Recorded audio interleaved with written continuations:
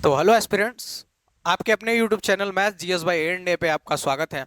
आज हम आ चुके हैं नंबर सिस्टम के एक और वीडियो के साथ जो है फैक्टर बेस्ड। फैक्टर पे पिछली क्लास में हमने बताया था आपको कि कैसे फैक्टर निकालते हैं और फैक्टर से क्या क्वेश्चन बनते हैं कि number of factor, number of odd factor, number of even factor, ऐसे करके लगभग 6 तरह के क्वेश्चन बनते हैं। ठीक है, अब इन 6 के अलावा भी कुछ तरह के क्वेश्चन बनते हैं, इस वीडियो में हम उसको डिस्कस करेंगे। ठीक है, तो आइए चलते हैं वीडियो में आगे। पहले मेरे बारे में जान लेते हैं। अगर मैं आपको पढ़ा रहा हूँ तो मेरे में कुछ एलिजिबिलिटी होनी चाहिए कि मैंने भी कुछ क्लियर किया हूँ और उस बेसिस पे आपको पढ़ा रहा हूँ। अगर मैंने कुछ क्लियर नहीं किया है तो मैं आपको कैसे पढ़ा पाऊंगा। ठीक है, तो वो मेरा नाम है आकाश मदेशिया और मैंने सीजीएल, सीएचएसएल, एनटीपीसी, ये मेरी इन्फॉर्मेशन है, देख सकते हैं 10 से ज़्यादा एग्जाम क्लियर किए हैं और अभी मेरी एज है 21.5 साल।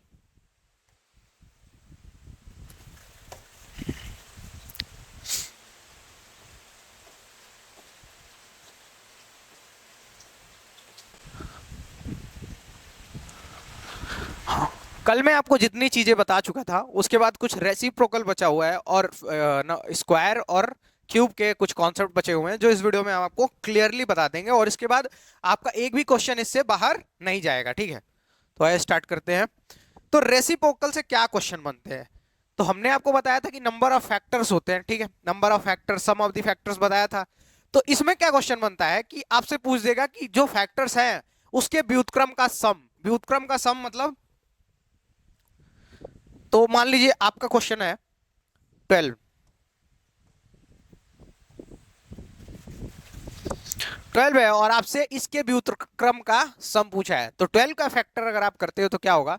1, 2, 3, 4, 6 और 12।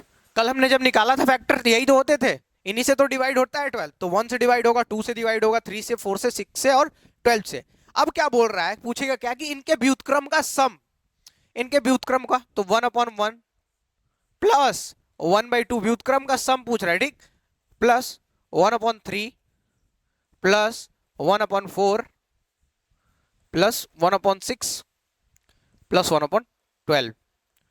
अगर हम इसका एलसीएम ले लेते हैं, अगर हम इसका एलसीएम ले लेते हैं तो क्या होगा अपने पास? एलसीएम 12। तो यहां पे क्या आ जाएगा इसके 1 के प्लेस पे? 12। ठीक है, 1 बार जाएगा, 12 बार जाएगा तो 12 इंटू 12, 1 प्लस प्लस यहां पे क्या आ जाएगा? 2 6 जा 12 तो 6, 3 4 जा 12 तो 4, 4 3 जा 12 तो 3, 6 2 जा 12 तो 2 प्लस 12 1 जा 12 तो ये 1। आपने क्या देखा? बस मेरे को इतना ही सॉल्व करना था, इसके आगे नहीं करूंगा। ठीक है, आपने क्या देखा कि जो हमने निकाला व्युत्क्रम का सम, तो नीचे क्या आया? नीचे वो सेम नंबर आ गया। ठीक है, ये सेम नंबर नीचे आ गया और ऊपर क्या है? फैक्टर का सम। यही तो फैक्टर है, 1 2 3 4 6 12, 1 2 3 4 6 12। तो जब ऐसा क्वेश्चन आएगा, जब व्युत्क्रम का सम पूछेगा व्युत्क्रम का, तो क्या बनेगा? फैक्टर्स का सम अपॉन नंबर। ये वही तो है, ये क्या है? Sum of the factors upon number. तो यहां मैं अगर लिखना चाहूं थोड़ा,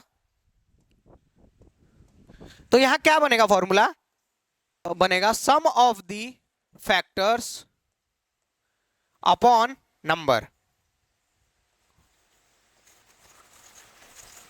क्या बना? Sum of the factors upon number. अच्छा, सम आपको ऐसे नहीं निकालना, जो मैंने तरीका बताया, 3 तरीके थे, sum of the factor, sum of the even factor, sum of the odd factor. यहां पे क्वेश्चन सिर्फ सम ऑफ द फैक्टर से पूछेगा और जो पिछला तरीका बताया था मैंने उस पे निकालना है। जस्ट अगले अगले वीडियो अगले क्वेश्चन में आपको बताता हूं मैं। ठीक है, तो फिर से मैं दिखा देता हूं। मैंने इसका फैक्टर किया और फैक्टर को लिखने की कोशिश की 1 के फॉर्मेट में, जिस जो बोला है कि व्युत्क्रम का सम ज्ञात कीजिए, तो व्युत्क्रम सबका ये लिख दिया और उनको जोड़ दिया वापस में। नीचे जब हमने देखा एलसीएम लिया तो हमको सेम ये नंबर मिल गया, ये नंबर हमको सेम, हमको ये नंबर मिल गया। ठीक है, उसके बाद जब हम इससे लेते गए तो हमारा वही आ गया, क्या? सम ऑफ द फैक्टर्स, जितने भी फैक्टर्स थे इन सब का सम आ गया। तो जब भी करेंगे ना तो हमारा यही आएगा। ठीक है, नीचे क्या आ जाएगा? वो नंबर आ जाएगी और ऊपर क्या आ जाएगा? सम ऑफ द फैक्टर्स। ठीक है, आगे एक क्वेश्चन के थ्रू देख लेते हैं ये चीज की क्या है।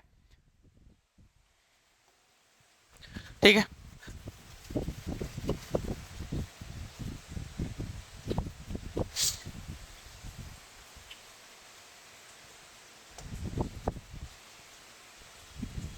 ठीक। अब 360 के गुणनखंड के व्युत्क्रमों का योग ज्ञात कीजिए। आपसे क्वेश्चन क्या पूछा है, 360 के गुणनखंड के व्युत्क्रमों का योग। तो आपको अभी क्या फॉर्मूला पता चला, अभी आपको पता चला कि sum of the factors upon number. ठीक, ये आपको पता चल गया क्या तरीका, ये फॉर्मूला नहीं है, ट्रिक है, समझो। ठीक है, अब हम एक एक करके सॉल्व करने की कोशिश करते हैं। ठीक है, अब हम 360 को लेते हैं, 360 का हम क्या करते हैं, फैक्टर करते हैं। तो 360 का फैक्टर करेंगे, अपने पास क्या बचता है, 4 गुणे 2 गुणे 5 गुणे 9 ऐसा बनता है। ठीक है, देखो 4 दूनी 8, 8 5 40 और 40 नवा 360। ठीक है, अगर आप चाहो तो मैं बता भी सकता हूं कि 360 को मैंने 4 से डिवाइड किया 90 आया, 90 को 2 से डिवाइड किया 45 आया, 45 को 5 से डिवाइड किया 9 आया। ठीक, इनको एक बार कर लेते हैं ऐसे। तो ये क्या हो जाएगा, 2 के पावर 2 है, ये 2 के पावर 1, तो क्या हो जाएगा 2 के पावर 3 इंटू 3, ये क्या है 3 का स्क्वायर है, तो 3 का स्क्वायर इंटू 5 के पावर 1। अब हमको क्या निकालना है, sum of the factors upon number. तो इसका अगर हम सम ऑफ दी फैक्टर्स निकालें तो क्या होगा, सम ऑफ दी फैक्टर्स का क्या बताया था मैंने कि जो भी नंबर है उसके जीरो पावर से शुरू करते हैं और जितनी घात दी हुई वहां तक लिखते हैं। तो 2 को ट्राई करते हैं, तो 2 के पावर 0 प्लस 2 के पावर 1 प्लस 2 के पावर 2 प्लस 2 के पावर 3।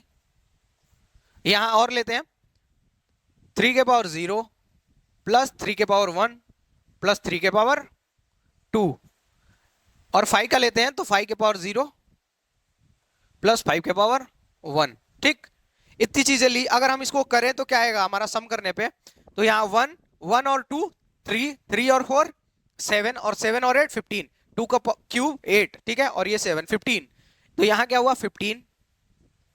ठीक, 3 के पावर 0 1 3 3 के पावर 1 3 3 और 1 4 और 3 का स्क्वायर 9 4 और 9 13, तो क्या होगा 13।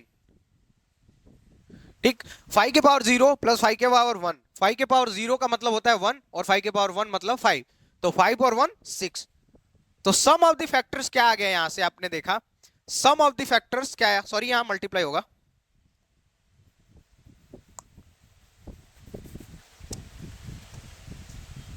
हाँ, तो अब इसको आगे करते हैं, तो हम इसको सॉल्व करेंगे तो क्या होगा 2 के पावर 0, ठीक, और 2 के पावर 1, तो ये क्या होता है 2 के पावर 0 का मतलब की होता है 1 प्लस 2 के पावर 1 का मतलब 2, 2 के पावर 2 का मतलब 4 और 2 के पावर 3 का मतलब 8, तो 1 और 2 3, 3 और 4 7 और 7 और 8 15, 15 इंटू 3 के पावर 0 1, 3 के पावर 1 3 और 3 के पावर 2 9, तो 9 और 3 12, 12 और 1 13।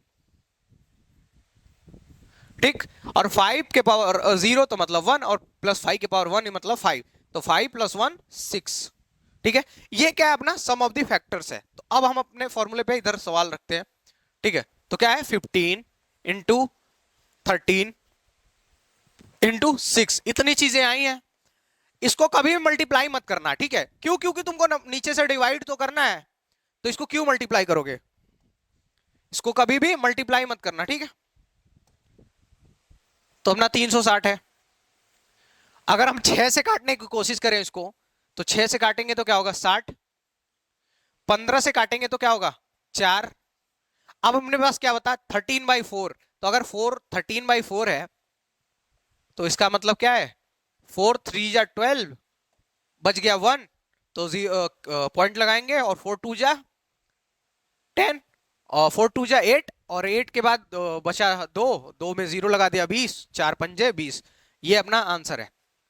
ठीक है, क्या तरीका था कि हमको sum of the factors upon number निकाल लेंगे तो गुणनखंडों के व्युत्क्रम का योग आ जाएगा। सवाल में हमसे क्लियरली पूछा है कि गुणनखंडों के व्युत्क्रम का योग, गुणनखंडों के व्युत्क्रम का योग, ये ध्यान देना व्युत्क्रम का योग। तो व्युत्क्रम का योग पूछेगा तो हम क्या निकालेंगे सम ऑफ द फैक्टर्स निकालेंगे अपॉन नंबर से डिवाइड करेंगे। तो सम ऑफ द फैक्टर्स निकालना मैंने बताया था, सम ऑफ द फैक्टर निकालने का तरीका ये होता है।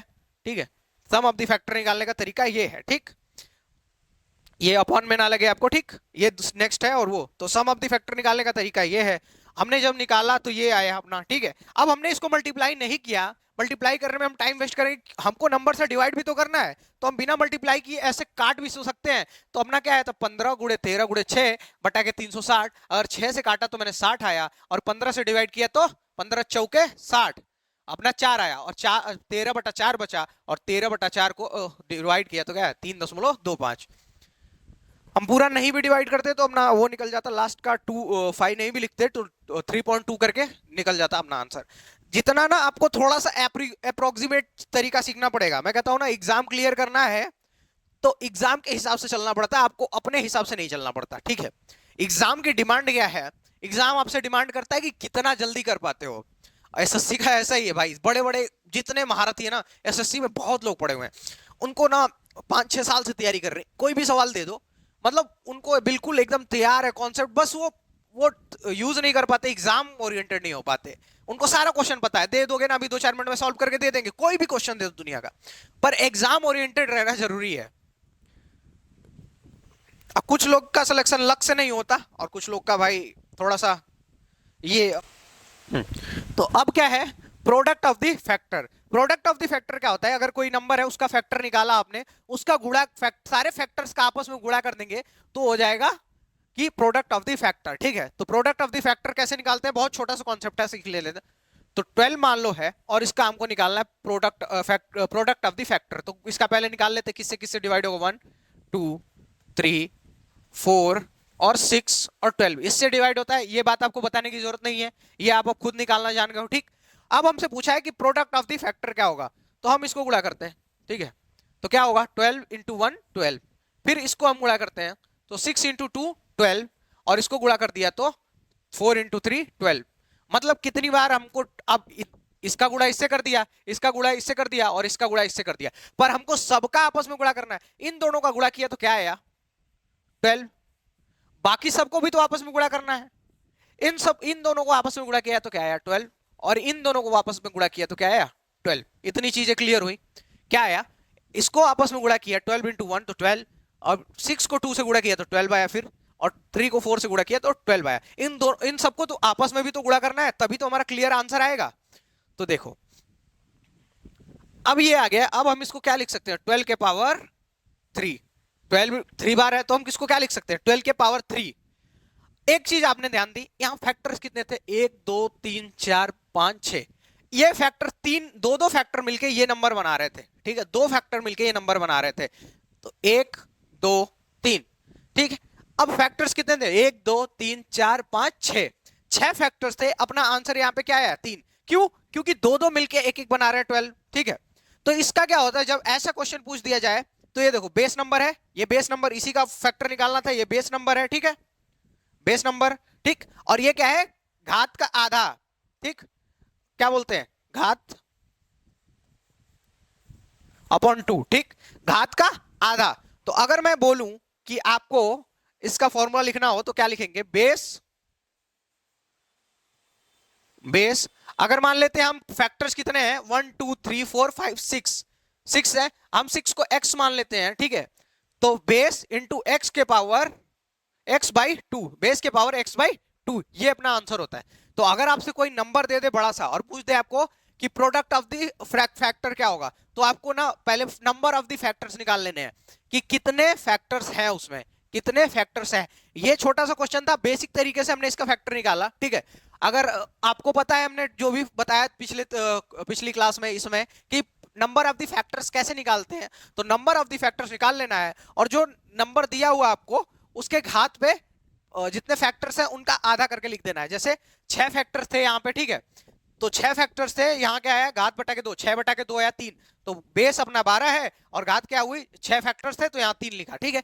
तो यहाँ क्या फॉर्मूला बना कि बेस, जो बेस है अपना, ये बेस नंबर है, और इसके पावर जितने भी फैक्टर्स है, x क्या है? Number of the factor, x is equal to number of the factor, number of factors, ठीक, बाई 2, ये अपना आंसर है, ठीक है। अब एक क्वेश्चन से हम इसको ना समझने की कोशिश करते हैं। तो क्या बोला है? 120 के सभी गुणनखंड का गुणनफल ज्ञात कीजिए। 120 के सभी गुणनखंड का गुणनफल ज्ञात कीजिए। तो 120 के नंबर ऑफ द फैक्टर्स निकालते हैं, ठीक है। नंबर ऑफ द फैक्टर्स निकालेंगे, कैसे निकालेंगे? इसको तोड़ो, 120 को, 120 को तोड़ो। तो मैं सीधा कहता हूं पहले 10 में तोड़ लो और फिर 4 गुणे 3, ठीक। अब इसको 4 को क्या लिख सकते हो? 2 के पावर 2 इंटू 3, और इसको क्या लिख सकते हो? 2 गुणे 5, ठीक। अब ये दो, एक ये है और 2 ये है, तो क्या हुए? 2 के पावर 3 इंटू ये 3 और इंटू ये 5, तो इन सब के पावर 1 1 है। अब हमको क्या निकालना है, number of the factors. Number of the factor का क्या तरीका बताया था कि जितने भी घात होंगे, अगर ये मान लो 3 है घात, तो 3 पे क्या करना है, +1, और दूसरे वाले में भी प्लस, इसमें भी 1 में भी +1 और इसमें भी +1, और तीनों को आपस में गुणा कर देना है। ठीक है, तो कैसे करते हैं देखो, 3 + 1 इंटू 1 + 1 इंटू 1 + 1। ठीक, क्या हो गया अपना, 4 इंटू 2 इंटू 2, तो क्या हुआ, 4 दूनी 8, 8 दूनी 16। ठीक, नंबर ऑफ द फैक्टर्स कितने हैं, 16। अब मैंने क्या बताया था कि जितना भी जिस नंबर का भी फैक्टर्स का प्रोडक्ट निकालना होगा वो नंबर लिख लेंगे। तो नंबर क्या था, 120, तो हम 120 लिख लेते हैं। और जितने भी फैक्टर्स होंगे 16, उनका आधा, उनका आधा उसके घात पे लिख देना है, वही नंबर ऑफ दी, वही प्रोडक्ट ऑफ द फैक्टर था। तो 16 है, 16 को अगर हम 2 से डिवाइड करते हैं तो क्या होगा, 120, 120 के पावर 8। कौन सा अपना आंसर हो जाएगा, तो ए वाला आंसर हो जाएगा 120 के पावर 8। क्या किया है, 120 के सभी गुणनखंड का गुणनफल ज्ञात करना था हमको। ठीक है, 120 के सभी गुणनखंड का गुणनफल ज्ञात करना था, तो हमने 120 का फैक्टर किया और जितने भी फैक्टर आए लिखे यहाँ पे, और उनका क्या किया, नंबर ऑफ द फैक्टर निकाला। तो नंबर ऑफ द फैक्टर्स का तरीका क्या होता है कि घातों में +1 करके आपस में गुणा करते हैं। तो +1 करके गुणा किया, घात कितने आ गए, फैक्टर्स कितने आ गए, नंबर ऑफ द फैक्टर 16 आ गए। अब हमको तरीका पता था, हमको क्या करना था, घातों को आधा करके उस बेस नंबर के ऊपर घात में लिख देना था। तो 120/8 आ गया, 120 के पावर 8 आ गया, ये अपना आंसर। इतनी चीजें समझ पाएगा, अगर आप वीडियो में अब तक बने हो तो बहुत अच्छी बात है। ठीक, अब देखो इसको भी कर सकते हैं। 15, क्वेश्चन नंबर 15 है कि 72 के सभी गुणनखंड का गुणनफल ज्ञात कीजिए, 7200 के। ठीक है, तो 7200 लिख लेते हैं। मैं आपको ना गुणनखंड करने का बहुत मतलब फैक्टर्स करने का बहुत अच्छा तरीका बता रहा हूँ। देखो, फिर आपको 100 इधर, मैं कल ही वीडियो में बताया था कैसे करना है, 100 लिख लेना है, 100 और इधर क्या 72, इन दोनों का मल्टीप्लाई करो तो 7200 होगा ना। अब इनको तोड़ना आसान होता है, तो अगर इसको तोड़ोगे तो 8 × 9, और इसको तोड़ोगे तो 2 के पावर 2 मतलब 4 गुणे 5 का स्क्वायर तो 25, 25 चौको 100। अब ये क्या होता है, 2 के पावर 3 होता है 8, 8 क्या होता है 2 के पावर 3, और 9 क्या होता है 3 के पावर 2, 3 3 जा 9। अब इनटू ये क्या है 2 के पावर 2 इंटू 5 के पावर 2। अगर हम इसको अच्छे से लिखें तो क्या बनेगा, यहां 3 है और यहां 2 है, तो क्या हो जाएगा 5 हो जाएगा, 2 के पावर 5। 3 यहां पे घात थी, 2 यहां पे घात थी, तो 2 के पावर 5। अब 3 के पावर 2 और 5 के पावर 2। अब हमको क्या निकाल लेना है कि नंबर ऑफ द फैक्टर्स कितने हैं। तो नंबर ऑफ द फैक्टर्स के लिए क्या करते हैं, घातों में +1 करके गुणा कर देते हैं। तो 5 1 6 गुणे 2 1 3 गुणे 2 1 3, तो क्या होगा 36 18 18 54, क्या बना 54 बना। अब 54 बन गया है। अब आपको क्या लिखना है कि बेस लिख देना है और इसका आधा करके आपको ऊपर लिखना है। तो बेस क्या था अपना 7200।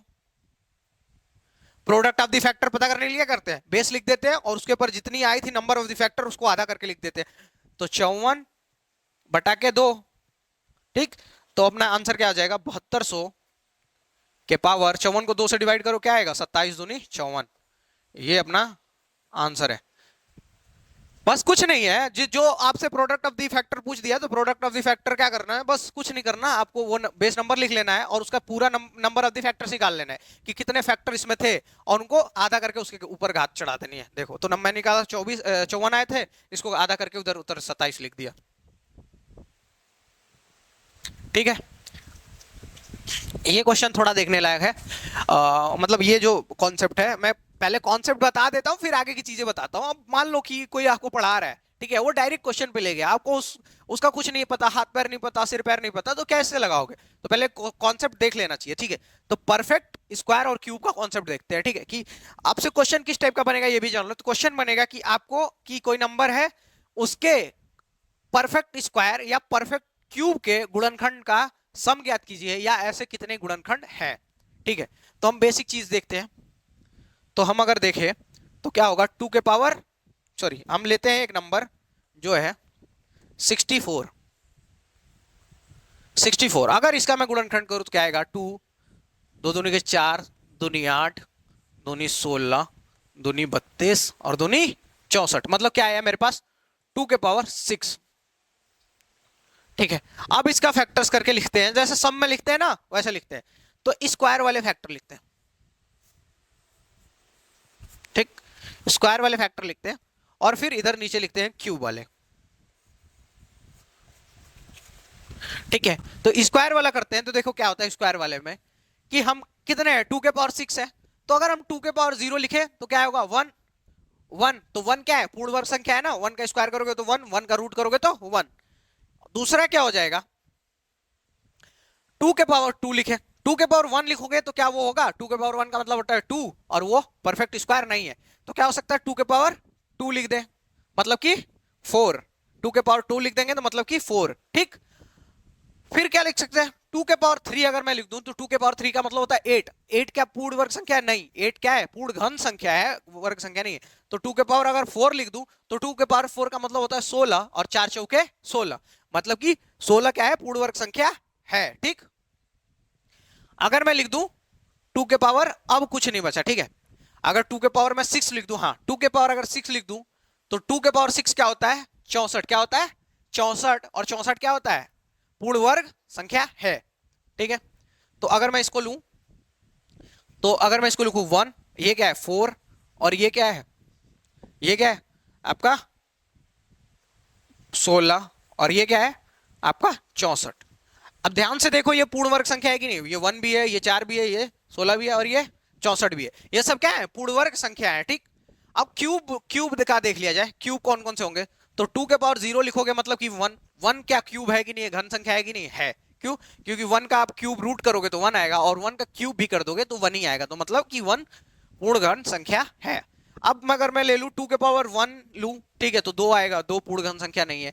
2 के पावर 2 लूं तो क्या आएगा, 4 आएगा, 4 पूर्ण घन संख्या नहीं है। 2 के पावर 3 ले लूं तो 2 के पावर 3 ले लिया मैंने तो क्या है, पूर्ण घन संख्या है। कैसे, 2 के पावर 3 लेते तो 8, और 8 किसका घन होता है, 2 का, 2 दूनी के 4, 4 दूनी 8, 2 को 3 बार मल्टीप्लाई करोगे तो।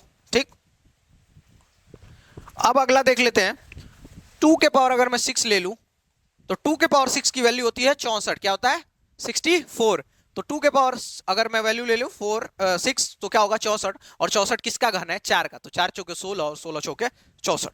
अब अगर मैं लिखूं यहाँ पे 1, यहाँ पे 2 के पावर 3 है तो 8, और यहाँ पे 2 के पावर 6 है तो 64। ठीक, तो ये देखो एक चीज देखो, दोनों में कुछ कॉमन है, यहाँ पे 1 भी क्यूब है, यहाँ भी 1 है। ठीक, यहाँ पे 64 है और यहाँ भी 64 है, तो कुछ संख्या ऐसी होती है जो पूर्ण वर्ग भी होती है और पूर्ण घन भी हो सकती हैं। ठीक है, तो जो पूर्ण वर्ग और पूर्ण घन दोनों होगी उसको ऐसे लिखेंगे। अगर मैं इनके सम की बात करूं, पहले तो नंबर ऑफ द फैक्टर्स की बात हो गई, ठीक है, कि मतलब कैसे, मतलब पता करते हैं क्या है पूर्ण घन और पूर्ण ये। तो अगर इसकी बात करूं कि कितना है नंबर ऑफ द फैक्टर्स, तो नंबर ऑफ द फैक्टर्स कितने हैं, 1 2 3 4, कितने नंबर ऑफ द फैक्टर है, तो पूर्ण पूर्ण वर्ग के कितने फैक्टर है 2 के पावर 6 में, तो कितने हैं, नंबर ऑफ द फैक्टर्स कितने हैं, तो नंबर ऑफ द फैक्टर्स हैं 4।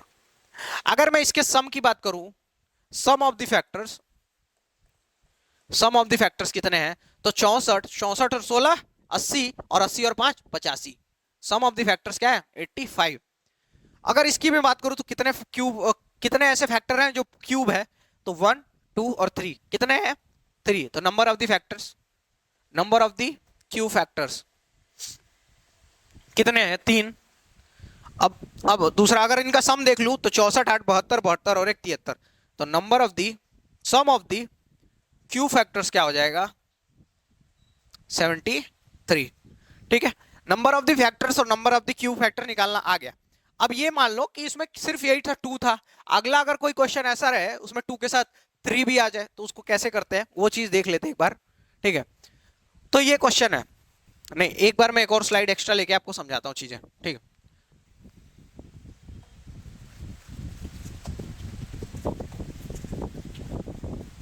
ठीक है, तो एक स्लाइड लेता हूं जिसमें मैं समझाता हूं अगर कोई बड़ा नंबर है तो कैसे निकालेंगे। मान लो मैं मान लेता हूं कि हमारे पास है 2 के पावर है हमारे पास 3, और इनटू 5 के पावर है हमारे पास 4। ठीक, ये मैंने समझने के लिए लिखा हुआ है। ठीक है, 5 के पावर 4 ले लेते हैं। ठीक, तो अगर मैं इसका क्या निकालूं, अगर मैं इसको वो करूं फैक्टर, स्क्वायर फैक्टर निकालूं, ठीक, स्क्वायर फैक्टर निकालूं तो क्या होगा, 2 के पावर 0 वाला होगा स्क्वायर, 1 होती है 2 के पावर 0 की वैल्यू। ठीक है, तो वो स्क्वायर होगा। फिर दूसरा मैं अगर ले लूं तो क्या होगा, 2 होगा। 2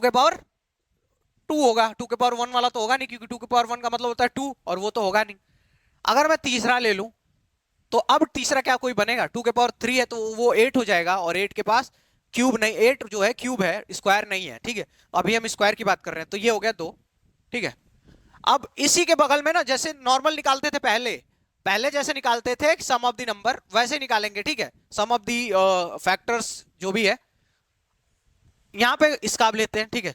तो 5 के पावर अगर मैं 0 लिख दूं तो 5 के पावर 0 का मतलब होता है 1, और वो क्या होगा, 5 के पावर 0 का मतलब होता है 1, और 1 हो पूर्ण वर्ग संख्या है। तो 5 के पावर 0 लिख दिया, प्लस अगर 5 के पावर 1 लिखूं तो होगा नहीं, क्योंकि 5 के पावर 1 का मतलब 5, और वो पूर्ण वर्ग संख्या नहीं है, तो 5 के पावर 2 लेते हैं, तो मतलब होगा 25। तो 25 क्या है, पूर्ण वर्ग संख्या है, ठीक है। 25 क्या है, पूर्ण वर्ग संख्या है। अगर मैं 5 के पावर 3 ले लूं, जो होगा 5 के पावर 3 का मतलब होता है 5 गुणे 5 गुणे, तो अगर मैं 5 के पावर 3 ले लूं कि जो होगा 5 गुणे 5 गुणे 5 जो होगा 125, तो क्या 125 पूर्ण वर्ग संख्या है, नहीं, 125 पूर्ण वर्ग संख्या नहीं है, पूर्ण घन संख्या है, तो 5 के पावर 3 नहीं लेंगे। अगर मैं 5 के पावर 4 ले लूं तो 5 गुणे 5 गुणे 5 क्या होगा, एक 625, और 625 किसका स्क्वायर होता है, 25 का, तो वो मतलब कि पूर्ण वर्ग संख्या है।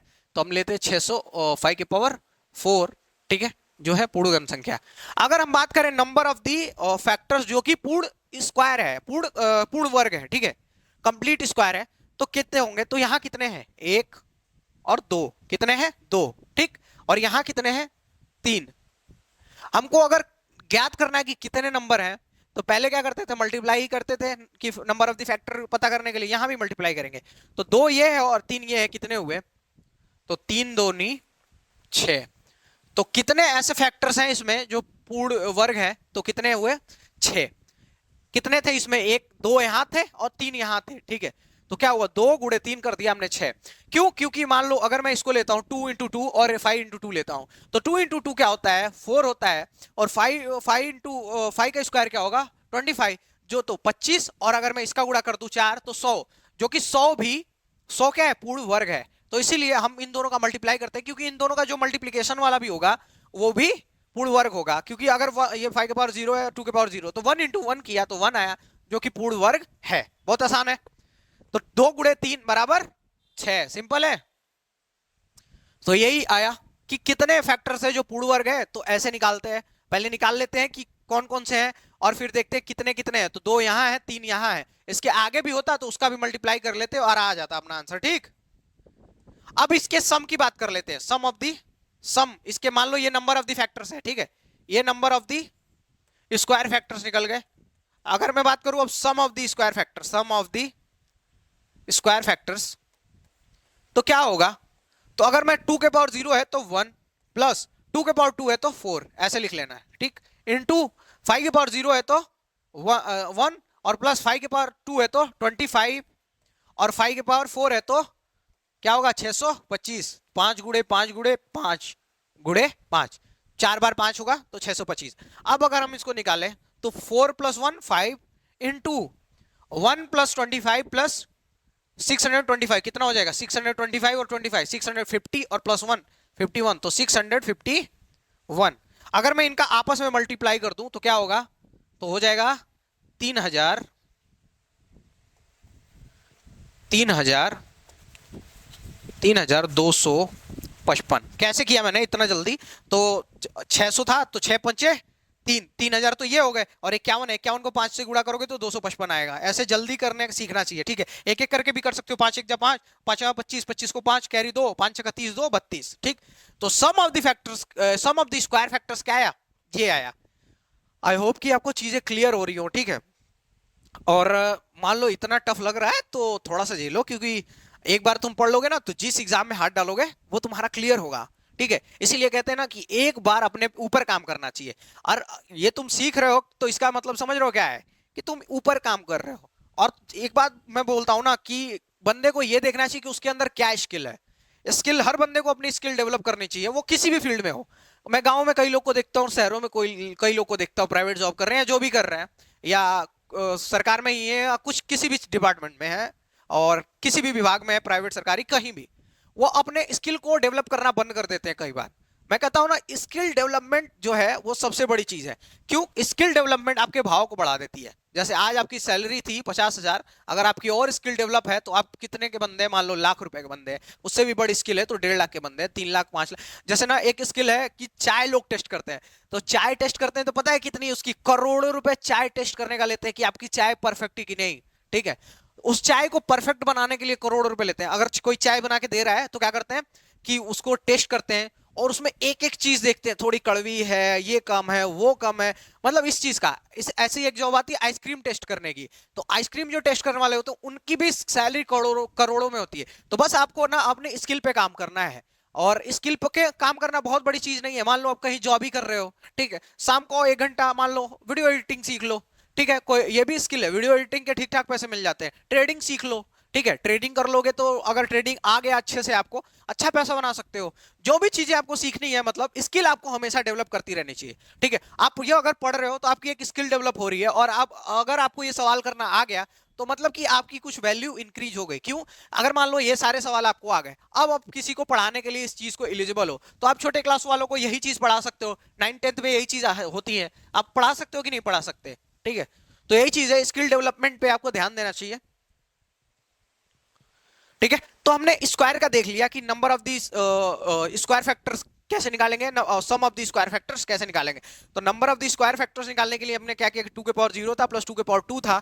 ठीक है, ये 2 है और ये 3 है, इनका आपस में गुणा कर दिया और पता चल गया sum of the number of the square factors. तो number of the square factor 6 थे। अब हमने इसकी वैल्यू पुट कर दी यहां भी और सबको सम करके गुणा कर दिया, अपना पता चल गया कितना होगा आंसर। ठीक है, अब देखो एक और स्लाइड लेनी थी जिससे मैं आपको क्यूब वाला समझा पाऊं। तो अगर क्यूब वाला मैं समझाने जाऊं तो हमने क्या लिया था, 2 के पावर 3 लिया था और इंटू 5 के पावर 3। ठीक है, 5 के पावर 3 लेता हूं क्योंकि क्यूब वाला समझाना है, तो हमको क्यूब चाहिए। ठीक, क्यूब, तो इसके कौन कौन से फैक्टर होंगे? तो 2 के पावर 0 जो होगा हमेशा क्यूब होगा क्योंकि इसकी वैल्यू 1 है और 1 हमेशा क्यूब होता है। ठीक है, अब क्या होगा, 2 के पावर 1 होगा क्या, 2 के पावर 1 की वैल्यू होती है 2 और जो कि ना स्क्वायर है ना क्यूब है। अब फिर हम 2 के पावर 2 लेते हैं तो 2 के पावर 2 का वैल्यू क्या होगा कि 4 और जो कि ना स्क्वायर है ना क्यूब है। फिर हम 2 के पावर 3 लेते हैं और जो कि है 8 और 8 किसका क्यूब है, 2 का, तो क्या होगा 2 के पावर 3 इनटू, अब 5 के पावर 0 लेंगे क्योंकि 5 के पावर 0 का मतलब 1 और हमेशा वो क्यूब होता है। फिर 5 का पावर 1 नहीं लेंगे, क्यों? क्योंकि 5 के पावर 1 5 होता है। देखो तुमको घात देख के पता चल जाएगी, जो घात ना 3 से डिवाइड होगी, मान लो अगर ये 2 के पावर 6 है, मैंने पिछली स्लाइड में लेके चलता हूं, क्यूब वाली स्लाइड देखो, हाँ क्यूब वाली स्लाइड देखो, जो घात होगी ना हमेशा 3 से डिवाइड होगी, तो 0, 2 के पावर 3 और 2, फिर ये 2 के पावर 6, तीनों 3 से डिवाइड है, 0 भी डिवाइड है 3 से, 3 भी डिवाइड है और 6 भी डिवाइड है। ऐसे स्क्वायर वाले देखोगे ना तो वो 2 से डिवाइड होगा, स्क्वायर का मतलब ये कि 2 दो बार लिखा हो, तो स्क्वायर वाले देखोगे तो वो डिवाइड होगा 2 से। जैसे 0, 2 के पावर 0 था यहाँ पे, 2 के पावर 0, फिर 2 के पावर 2, 4, 6, 8 ऐसे 10 करके आता जाएगा। ठीक है, तो अब थोड़ा जल्दी कर पाओगे। अब देखो 5 के पावर 0 है, अब हमको फिर से क्यूब वाला चाहिए तो हम क्या ले लेंगे, 5 के पावर 3, 3 से डिवाइड वाला लेंगे, इसके आगे होगा तो हम 5 के पावर 6 वाला ले लेंगे। ठीक है, अब तक मुझे आपको समझाना था चीजें, तो इसलिए मैं ये चीजें एक एक करके बता रहा था। देखो कोई चीज समझने में टाइम लग सकता है, जब एक बार समझने के बाद आप क्वेश्चन लगाओगे ना, 10 सेकंड का क्वेश्चन नहीं है, औकात नहीं है इस क्वेश्चन की कुछ। ठीक है, तो आप क्यूब देख लो। ठीक है, ये निकल गया। अब हम निकालते हैं नंबर ऑफ दी, कितने हैं क्यूब फैक्टर्स। ठीक है, number of the cube factors, number of cube factors. ठीक, तो ये कितने हैं, 2, एक और ये 2, ठीक, और ये कितने हैं, 2, आपस में हम गुणा कर देंगे तो क्या होगा, 2 गुणे 2, तो क्या आया, number of the Q factors क्या आया, 4। Number of the Q factors क्या आया, 4। ठीक, अगर मैं आगे ऐसे बात करूं तो sum of the Q factors निकालना है। Sum of the Q factors निकालने के लिए क्या करना है, सिंपल, कुछ नहीं करना आपको, क्यू ये इसकी वैल्यू पुट करनी है। तो 2 के पावर 0 का 1 और 2 के पावर क्यू का मतलब होता है 8। ठीक, इनटू 5 के पावर 0 का मतलब 1 प्लस 5 के पावर क्यूब का मतलब 125। ठीक,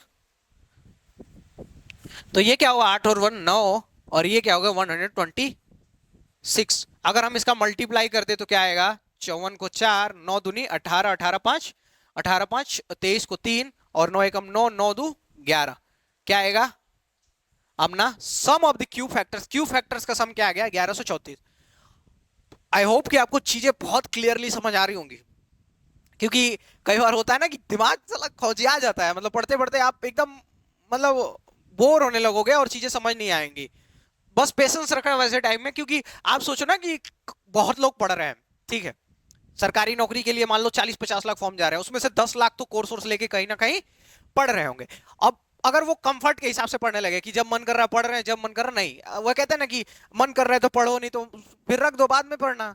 नहीं, ऐसा नहीं होता भाई। अगर मन पे होता कि अगर मन से पढ़ने से हो जाता है तो सब लोग वही वही क्लास में होते हैं और सब लोग एग्जाम क्लियर करते हैं, क्योंकि बहुत ज्यादा मन करता नहीं है किसी का। ठीक है, तो मन के हिसाब से नहीं। अगर मान लो आपका दिमाग वो हो गया, थोड़ा सा वो हो गया, 2 मिनट वीडियो देख के कोई और गेम खेल के रिफ्रेश कर लो, थोड़ा सा पुशअप्स लगा लो, ठीक है, कहते हैं ना बेबी डू सम पुशअप्स, तो पुशअप्स कर लो, थोड़ा फ्रेश हो जाओगे। और पुशअप करने के बाद फिर बैठो अपना, फिर पढ़ने लगो, ठीक है, क्योंकि अगर जब मन करे तब पढ़ोगे तो ऐसा सब लोग करते हैं और नहीं होगा सिलेक्शन। ठीक है, थोड़ा सा आपको एक्स्ट्रा एफर्ट देना पड़ता है। ठीक, आप देखो फिर से हमको वही चीज याद करनी है। एक 10,800 के गुणनखंड की उन गुणनखंड की संख्या ज्ञात कीजिए जो पूर्ण वर्ग है। तो 10,800 को हम तोड़ते हैं। मैंने तोड़ने का क्या तरीका बताया, 108 अलग कर लो और ये क्या है 100 अलग कर लो। तो 100 को क्या लिख सकते हैं, 2 के स्क्वायर इंटू 5 का स्क्वायर, 2 दूनी के 4, 50 25, 25 चौको 100। 108 को तोड़ते हैं तो इसको 8 से लेंगे हम, किससे डिवाइड कर सकते हैं 4 से। तो अगर 4 से डिवाइड करें, 4 का मतलब होता है 2 के पावर 2, 4 से डिवाइड किया तो क्या बच गया अपने पास 27। और 27 को क्या लिख सकते हैं 3 के पावर 3। तो ये क्या हो गया 3 के पावर 3। अब हमारे पास क्या था ये 2 के पावर 2 इंटू 5 के पावर 2। अगर हम इसको लिखेंगे तो 2 के पावर 2 और 2 के पावर 2 ये दो है तो 2 के पावर 4 ये हो जाएगा, ठीक, इनटू 3 के पावर 3 हो जाएगा, इनटू 5 के पावर 2। ये इतना आ गया ये करने पे। ठीक, अब हमको क्या निकालना है स्क्वायर फैक्टर्स। ठीक है, तो स्क्वायर फैक्टर्स निकालने के लिए हम क्या करेंगे, कितने स्क्वायर फैक्टर, तो देखते हैं कौन कौन सा होगा। तो 2 के पावर 0 वाला होगा, प्लस 2 के पावर 2 वाला, मैंने बताया था जितने भी 2 होंगे जो भी होगा 2 से मल्टीप्लाई होगा स्क्वायर वाला, और घन वाला होगा जितने भी स्क्वायर वाले होंगे वो 2 से डिवाइड होंगे। तो 2 के पावर 2, फिर प्लस 2 के पावर 4, फिर ऐसे 2 के पावर 6। अगर आगे है तो यहाँ पे 2 के पावर 4 ही तक है तो हम 4 तक ही लेंगे, अगर आगे है तो लेते जाएंगे। तो 2 के पावर 0 प्लस 2 के पावर 2 प्लस 2 के पावर 4, ठीक, ये आ गया। ठीक, अब देखो 3 के पावर 0 प्लस 3 के पावर 2 ले लेंगे। अब इसके पावर 3 के पावर 4 लेना था तो वो है ही नहीं यहाँ पे, इंटू, यहाँ भी इंटू है, 5 के पावर 0 प्लस 5 के पावर 2 ये आया। ठीक है, तो देखो ये 2 के पावर 0, 2 के पावर 2 प्लस 2 के पावर 4, जितने भी 2 वाले ले लिए हमने, तो ये कितने हैं 3, ठीक, ये कितने हैं 2 और ये कितने हैं 2। अगर इन सबका मल्टीप्लाई करते 3 दूनी 6, 6 दूनी 12, तो आंसर क्या आ जाएगा हमारा, आंसर क्या आ जाएगा, number of the square factor कितने हैं 12। कैसे हमने निकाला, और जो भी स्क्वायर वाले थे 2 के पावर 0 प्लस 2 के पावर 2 प्लस 2 के पावर 4, 3 के पावर 0 प्लस 3 के पावर 2, 5 के पावर 0 प्लस 5 के पावर 2, तो जितने भी स्क्वायर वाले थे सब निकाल लिए हमने, हमारा क्या बचा 12। ठीक, 12 आया, और ये क्या है 12 वाला क्या है, 12 है हमारा number of the square factors, कितने स्क्वायर फैक्टर्स हैं। ठीक है, तो अब देखो 10,800 के उन गुणनखंड का योग ज्ञात कीजिए। अब इसमें पहले हमने क्या निकाला, नंबर निकाला, अब क्या निकालेंगे कि पहले निकाला कितने स्क्वायर फैक्टर्स थे, अब निकालेंगे कि स्क्वायर फैक्टर्स का सम क्या है। तो सम निकालने के लिए सेम क्वेश्चन है 10,800, तो हम देख लेते फैक्टर क्या आया था, फैक्टर आया था 2 फैक्टर किया था, हम फिर से फैक्टर ये सब नहीं करते, ये प्रोसेस करके ये आएगा। तो एक बार हम फिर से लिखते हैं 2 के पावर 4 और 3 के पावर 3 और 5 के पावर 2। तो क्या था करते हैं यहाँ पे, तो फैक्टर क्या था 2 के पावर 4 इंटू 2 के पावर 3 के पावर 3 इंटू 5 के पावर 2। फिर से हम स्क्वायर वाले जो थे वो लिख लेते हैं। तो क्या था 2 के पावर 0 प्लस 2 के पावर 2 वाला होगा, प्लस 2 के पावर 4, जो भी 2 से डिवाइड होंगे घात 2 0 2 4 6 ऐसे आता जाएगा, पर यहाँ पे है नहीं। ठीक, अब 3 के पावर 0 प्लस 3 के पावर 2, यही तो वर्ग होगा, 3 का स्क्वायर करोगे 9, स्क्वायर ही तो वाला तो वो होगा, ठीक, वर्ग होगा। फिर 5 के पावर 0 प्लस 5 का स्क्वायर, ये जितने भी पूर्ण वर्ग वाले थे हमने सबने लिख लिए, ये वाले ये पूर्ण था, ये पूर्ण था और ये पूर्ण था। ठीक, अब क्या करते हैं इनको आपस में जोड़ते हैं, तो क्या आएगा 2 ये 2 के पावर 0 है तो 1 और 2 के पावर 2 है तो 4, तो 4 + 1 5 और 2 के पावर 4 है तो 2 के पावर 4 का मतलब होता है 2 दूनी के 4 दूनी 8 दूनी 16। तो ये क्या है 16 4 20 और 1 21, 21 गुणे 3 के पावर 0 1 और 3 के पावर 2 मतलब 9, 9 1 10, ठीक। और 5 के पावर 1 और 5 के पावर 0 1 और 5 का स्क्वायर 25, 25 और 1 26। अगर हम इसका मल्टीप्लाई करते हैं तो देखो ये 10 वाले का मल्टीप्लाई पहले नहीं करते, 10 वाले में का मल्टीप्लाई करने में क्या होता है, बस लास्ट में जीरो ही तो लगाना होता है। 10 का अगर नंबर किसी नंबर में मल्टीप्लाई करोगे तो लास्ट में क्या बस जीरो लगाना होता है। मान लो 90 में 9 में ना हम 10 का उड़ा कर रहे हैं तो बस 9 और लास्ट में जीरो लगा दो, तो ये जीरो वाले का पहले मल्टीप्लाई नहीं करते। मैं थोड़ा सा जल्दी बता रहा हूँ टिक करने की। तो 21 का मल्टीप्लाई कर लो इससे मल्टीप्लाई कर लो 21 का, ठीक है। तो 21 छका, तो 21 छका होता है 126, 126 को हम लिख लेंगे 6, बच गया 12, 21 दूनी 42, 42 और 12 54, और 10 था तो 10 को क्या लास्ट में जीरो ही तो लगाना है, तो आंसर क्या होगा 5460।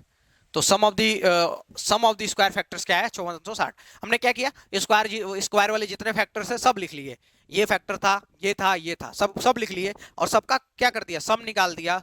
अगर हमको नंबर निकालना होता कि कितने हैं तो ये 3 दूनी 6 दूनी 12, और सम निकालना है तो इन सबका सम निकाला और सबको आपस में मल्टीप्लाई कर दिया, ये हो गया sum of the square factors.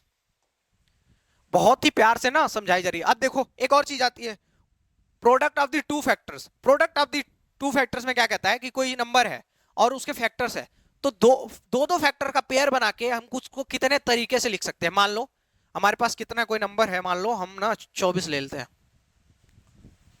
ठीक 24 को क्या है 2 गुणे 2 गुणे 2 गुणे 3, ठीक है। अब हमसे बोल रहा है इसको पेयर से बना के कितने तरीके से लिख सकते हैं।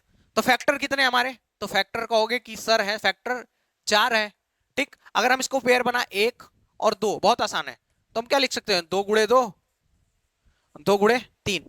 तो कितने तरीके से लिखा गया, एक तरीका ये और एक तरीका ये, 2 पेयर बनाना था तो जितने मान लो होंगे नंबर उनको दो दो को एक करके बनाएंगे, ठीक है। तो अगर मान लो फैक्टर 4 है और दो दो का हम पेयर बना रहे हैं तो 2 बार में लिखा जाएगा, 4 फैक्टर हैं ये चारों। अगर हम दो दो का पेयर बना रहे हैं 1 और 2, यही चारों तो फैक्टर 1 2 3 4, तो अगर दो दो का पेयर बना रहे हैं कितने तरीके से लिखा जाएगा 2 तरीके से।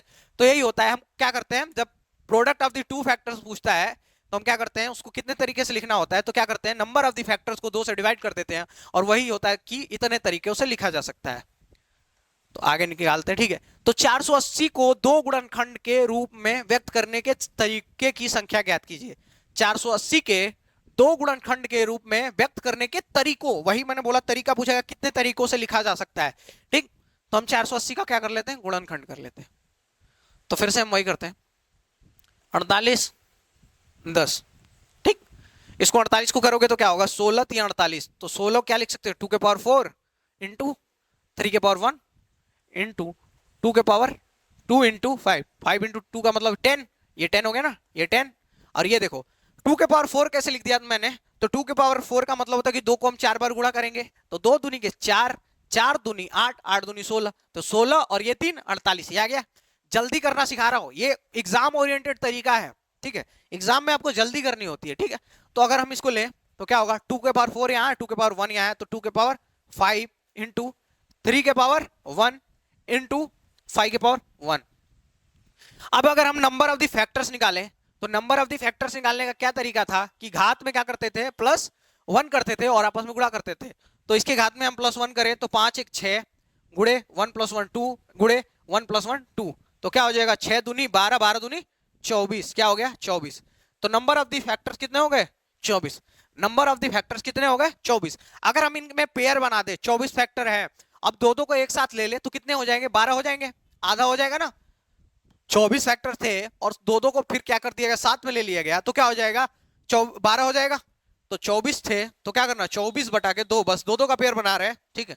तो क्या अगर आपसे बोल देगा कि 3 3 के पेयर में, ठीक है, यहां क्या बोला था कि 2 गुणनखंडों के गुणनफल के रूप में लिखिए 2 गुणनखंड। अगर 3 के पेयर में बोल दे तो इसको हम 3 से डिवाइड कर देंगे, 4 के पेयर में बोल दे तो 4 से डिवाइड कर देंगे, 5 के पेयर में बोल दे 5 से, 6 के पेयर में बोल दे 6 के, 7 से पेयर में बोल दे तो 7 से, ठीक है। तो 24 बटा के 2 लिखा हुआ है। अब हम क्या करते हैं इसको 24 बटा के 2 को डिवाइड करते हैं, अपना आ जाएगा 12। ये अपना आंसर है। कितने तरीकों से लिखा जा सकता है तो 12 तरीकों से। समझ आया मेरी बात? कितने तरीकों से लिखा जा सकता है? तो आप बोलोगे सर इसको 12 तरीकों से लिखा जा सकता है। मैंने क्या किया, फैक्टर किया, और फैक्टर करने के बाद सम नंबर ऑफ द फैक्टर्स निकाल लिए कि कितने कुल फैक्टर बन रहे हैं, कुल फैक्टर कितने बन रहे हैं।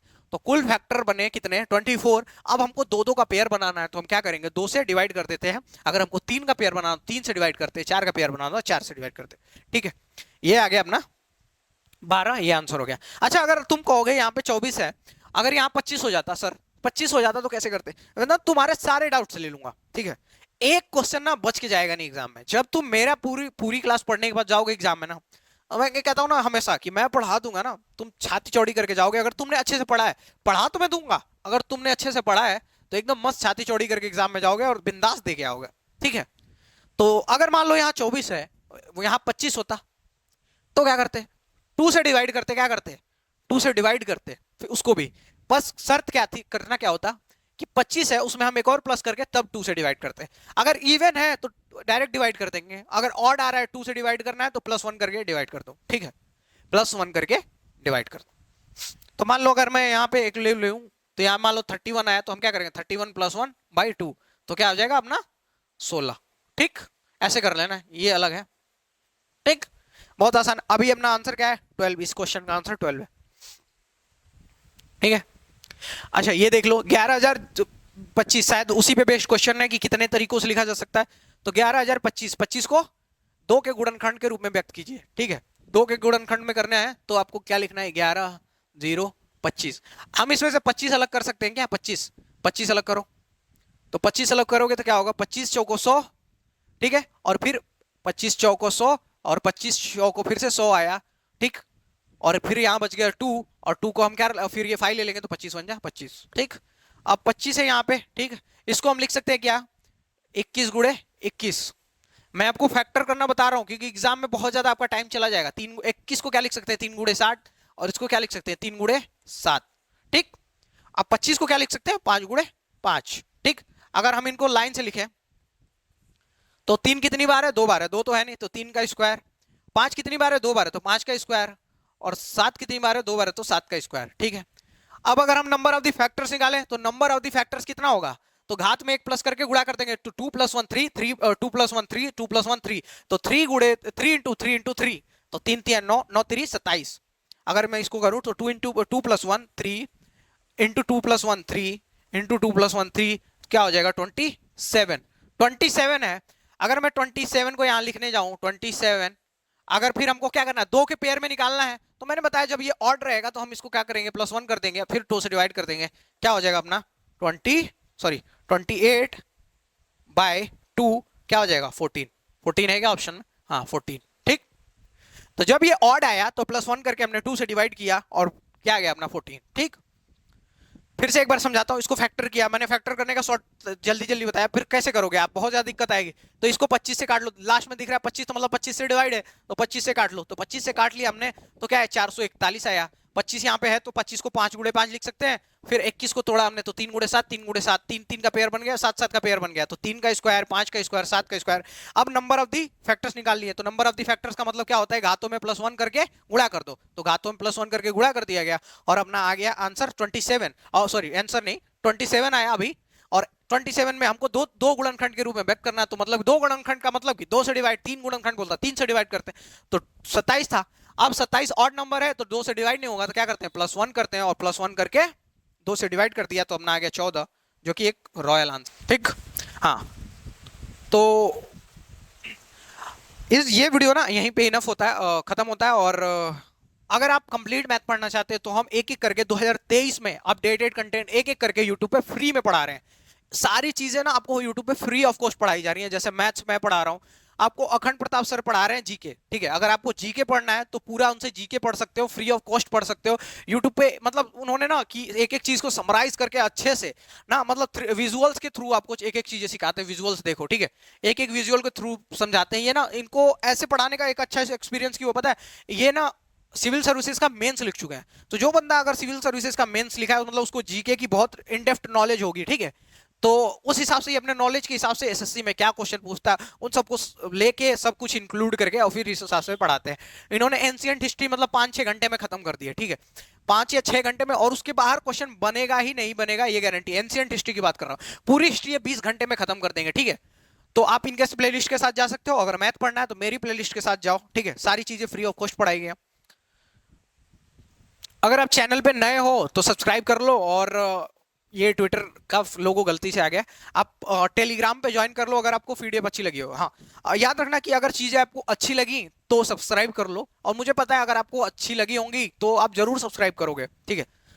तो सब्सक्राइब कर लो और टेलीग्राम पे ज्वाइन कर लो, हर चीज की पीडीएफ, क्वेश्चन की PDF, class notes, handwritten notes, सारी चीजें आपको वहां पे टेलीग्राम पे प्रोवाइड कर दी जाएंगी। Thank you so much.